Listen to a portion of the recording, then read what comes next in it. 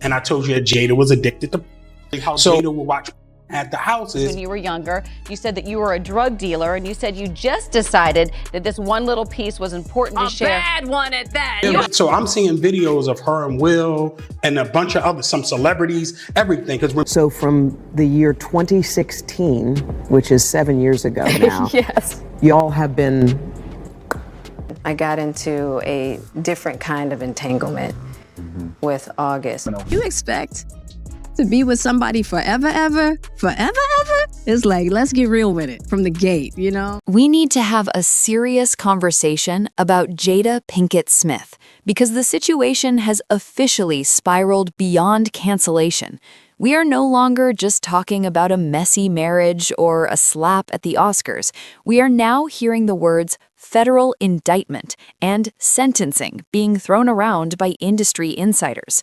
With the recent federal raids on Sean Diddy Combs, a new, terrifying narrative has emerged that suggests Jada wasn't just a bystander to the dark side of Hollywood, she was allegedly a key player. Rumors are now swirling that the FBI is widening its net, and they are looking at Jada for crimes that sound like the plot of a horror movie.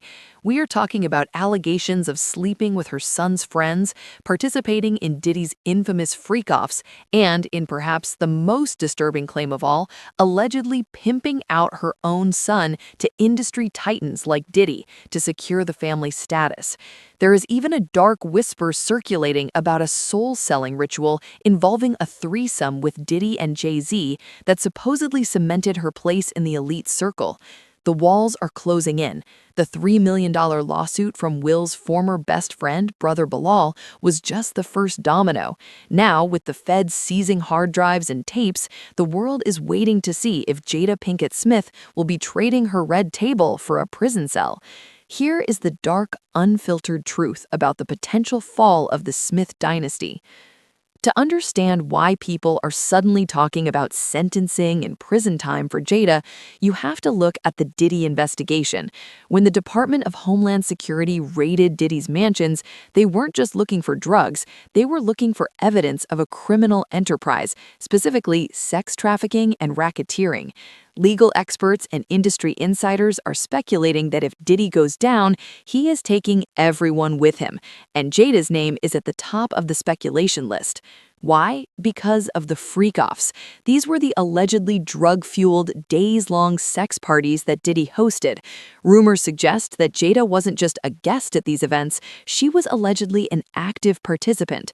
The speculation is that Jada's open marriage was actually a cover for her participation in these high-stakes, elite sex rings. If the feds have footage of Jada participating in these events, especially if there were any coerced individuals or trafficking victims present, she could be looking at conspiracy charges. This is why the conversation has shifted from "did she cheat" to "will she be indicted?"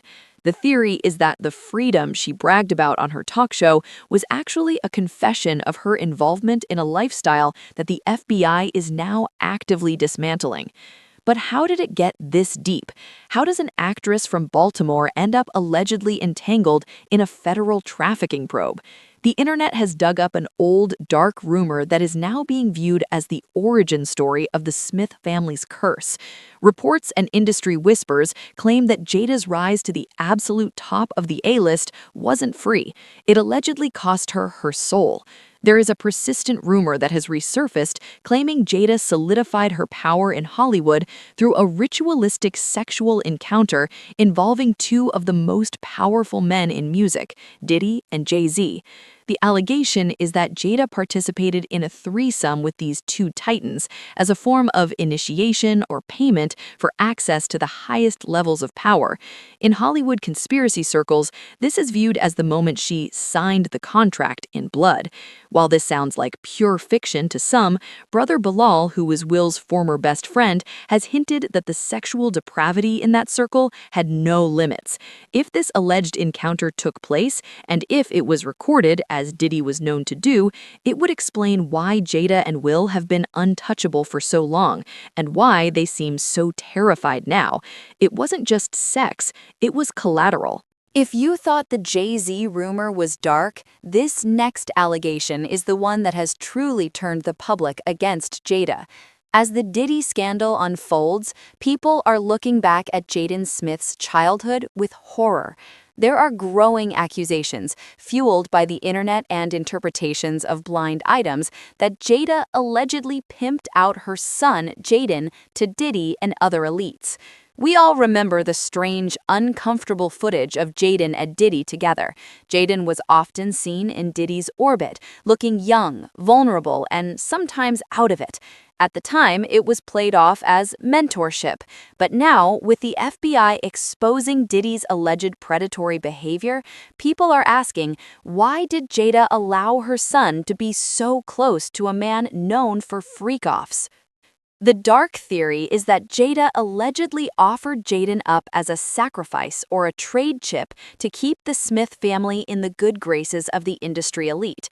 Critics point to Jaden's public mental health struggles, his cryptic tweets, and his desperate desire to emancipate himself from his parents as evidence that he was traumatized by something he was exposed to. If the FBI finds evidence that Jada knowingly placed her son in harm's way for career advancement, we aren't just talking about social pariah status, we are talking about charges of child endangerment or worse. This pattern of predatory behavior brings us back to the most famous scandal, August Alsina.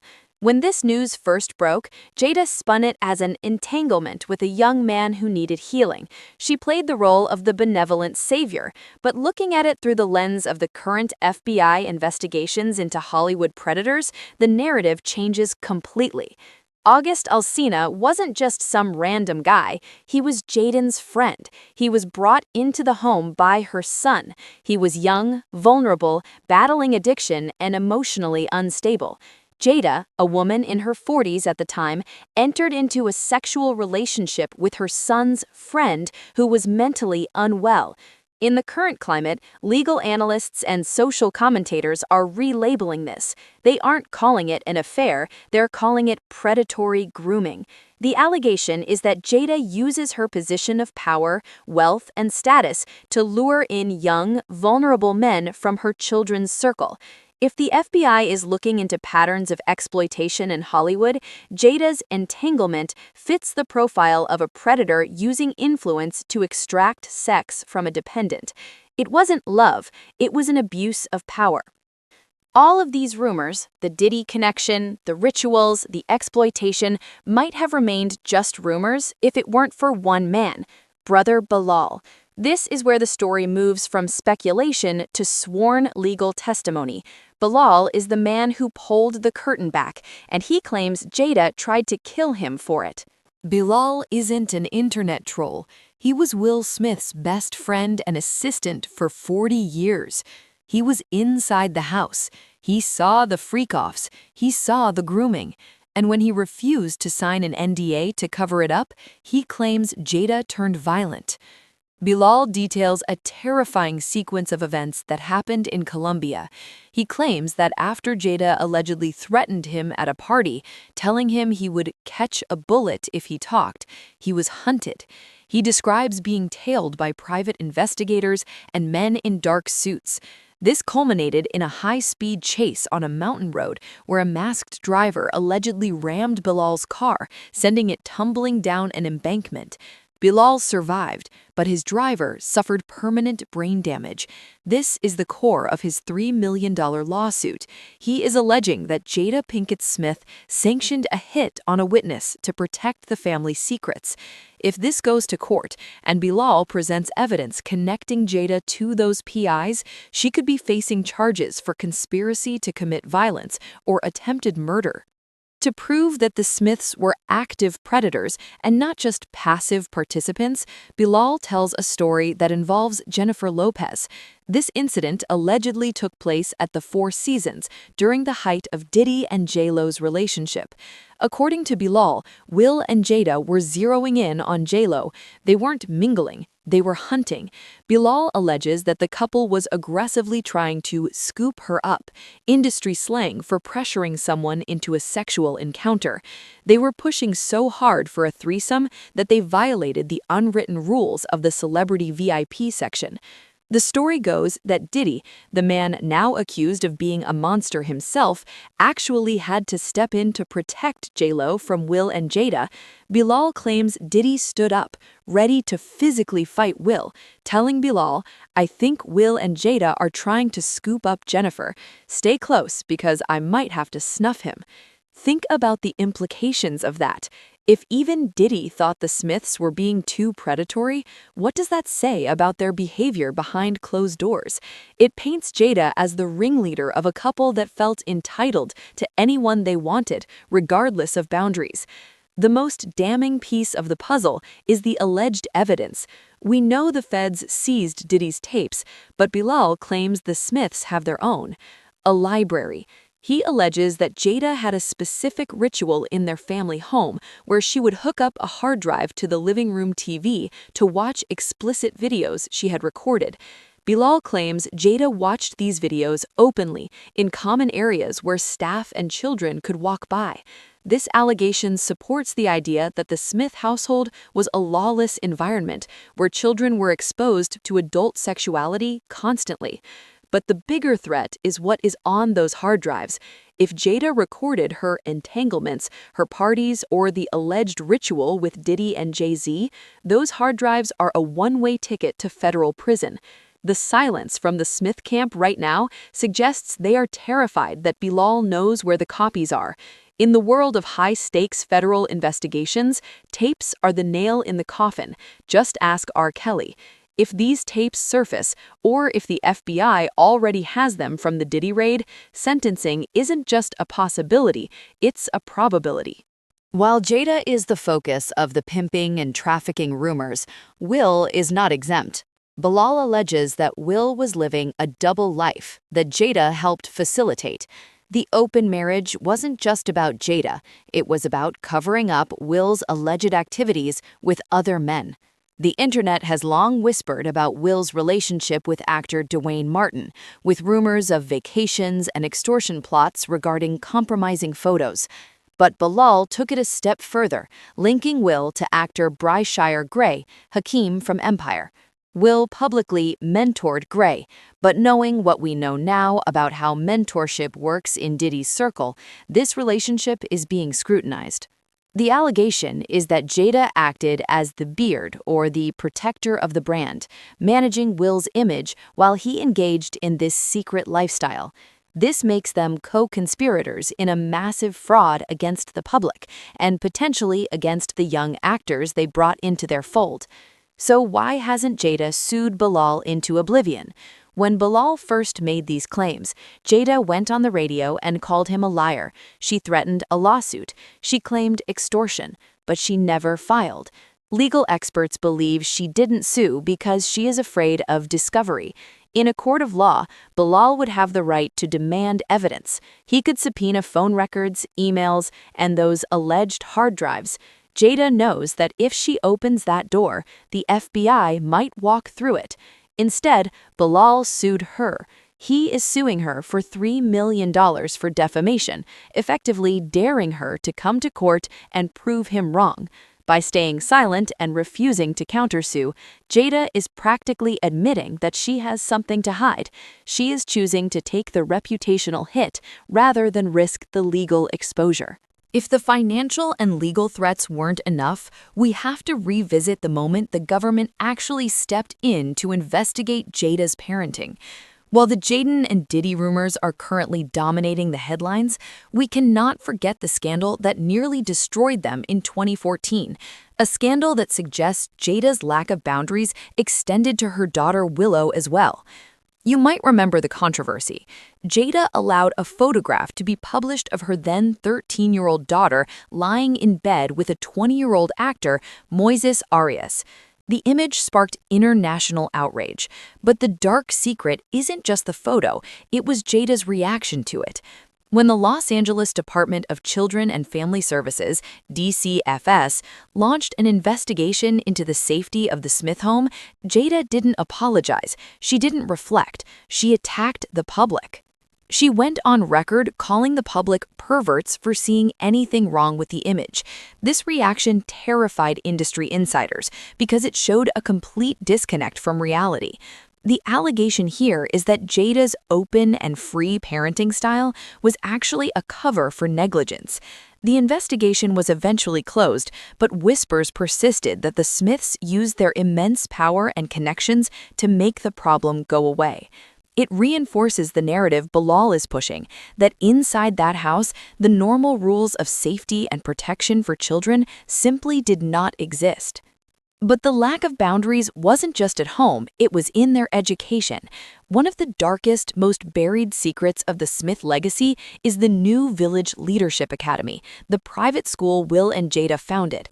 On paper, it was a creative haven, but according to former teachers and staff who have since broken their NDAs, it was allegedly a front for indoctrination. Multiple reports surfaced claiming that the school was essentially a Scientology breeding ground. Teachers alleged they were forced to use study technology, a teaching method developed by L. Ron Hubbard, the founder of Scientology. The dark secret here is that Jada was allegedly the driving force behind this curriculum. While Will publicly denied being a Scientologist, reports claim Jada was deeply enamored with the ideology and used the school to experiment on other people's children. The school shut down quietly in 2013, but the damage was done. Former staff members described a bizarre, controlling environment where children were treated like little adults, a philosophy that aligns perfectly with the disturbing autonomy Jaden and Willow were given at young ages. This feeds into the ritual narratives, the idea that the Smiths were operating under a belief system that viewed traditional morality as a weakness to be overcome. Finally, we arrive at the most personal and perhaps the most cruel secret of all, the psychological torture of Will Smith. While the world focuses on the physical entanglements, sources close to the family have whispered for years that Jada has kept Will in a state of emotional servitude by weaponizing the memory of Tupac. It goes beyond just missing a friend. Jada has publicly stated that Tupac was her true soulmate and that Will was essentially the runner-up. The dark secret here is the allegation that Jada maintains what insiders call a shrine to Tupac in her mind and life, constantly comparing Will to a dead man he can never compete with. Psychological experts observing their dynamic have labeled this triangulation. By constantly bringing up Tupac, posting his old letters, celebrating his birthday with more passion than her husband's, she allegedly keeps Will in a state of insecurity. He constantly has to earn his place. This explains his erratic behavior, the crying in interviews, and the desperate need to defend her at the Oscars. He isn't just a husband, he is a man who has been psychologically broken down for decades, made to feel lucky that he gets to stand in the shadow of a ghost. Bilal's lawsuit suggests that this wasn't just a quirk of their marriage, but a calculated strategy Jada used to maintain total control over the Smith empire and fortune. So where does this leave us? We aren't just looking at a messy divorce narrative anymore. We are looking at a dossier of destruction. We have the $3 million lawsuit alleging physical violence and hit jobs in Colombia. We have the alleged connections to Diddy's trafficking investigation. We have the CPS records, the failed cult school, and the psychological breaking of one of the world's biggest stars. Jada Pinkett Smith spent years building a brand based on healing and truth. But if Brother Bilal is right, and if the FBI continues to dig into the company she kept, the only truth left to reveal will be read during a sentencing hearing. She refused to sue Bilal because she feared the truth coming out in court. She refused to distance herself from Diddy until it was too late. And now, the silence from the Smith camp is the loudest sound in Hollywood. This feels like the end of the dynasty. But the real question is, when the dust settles, will Will Smith finally break free, or will he go down with the ship? What do you think? Is the bed photo and the school controversy proof of a deeper issue in the Smith household? And do you think Jada will face federal charges alongside her industry friends? Let me know in the comments below, and make sure you are subscribed with notifications on, because when the next shoe drops in this investigation, we will be the first to break it down. She had her laptop. She would stick her hard drive in, right? Boom, and hook it up to the TV. Being around Will for 38 years and Jada for almost 3 decades, I saw a lot of things that I believe to be criminal. Recently, you've opened up and talked about back in your early days when you were younger. You said that you were a drug dealer, and you said you just decided that this one little piece was important to share. A bad one at that. You weren't even a good drug dealer? I wasn't a good one. Oh, no. But you said it was finally time to share. So what? My question is, I feel like you're a straight talker. I am. Except you're not sometimes. Yeah. So why do that? Like, what was the reason? I think just not being ready yet. Still trying to figure out between the two of us how to be in partnership. The sexual things they were doing allegedly to certain people and all that. And I told you that Jada was addicted to. So how Jada would watch at the house is she had her laptop. She would stick her hard drive in, right? Boom, and hook it up to the TV, and she could play whatever video she watching. So now, I'm seeing videos of her and Will and a bunch of some celebrities, everything. Because remember, the last interview I told you, if you don't sue me, I'm gonna let people know who you've been hitting with them dildos. I don't know if you remember that, but I remember. Your wino's gonna remember it. And I said, if you don't sue, I'm gonna sue. So I told you, being Muslim, whatever I say I'm going to do, that's what I'm going to do, period. And I got to have evidence. So we not playing. That's why they didn't sue. So back to these discs with all these, this self-homemade on it or whatever. It's a situation that I consider private. You just feel like it ain't really nobody's business. But you and I were going through a very difficult time. Yeah. And we decided. I was done with your ass. Yeah, you kicked me to the curb. I was done with you. We broke up. And then what did you do, Jada? I got into a different kind of entanglement with August.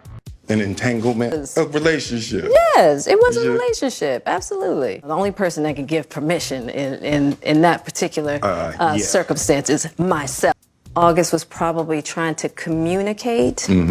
Because I could actually see how he would perceive it as permission because we were separated amicably. I think he also wanted to make it clear that he's not a homewrecker. I just wanted to feel good. It had been so long since I felt good. It was really a joy to just help heal somebody.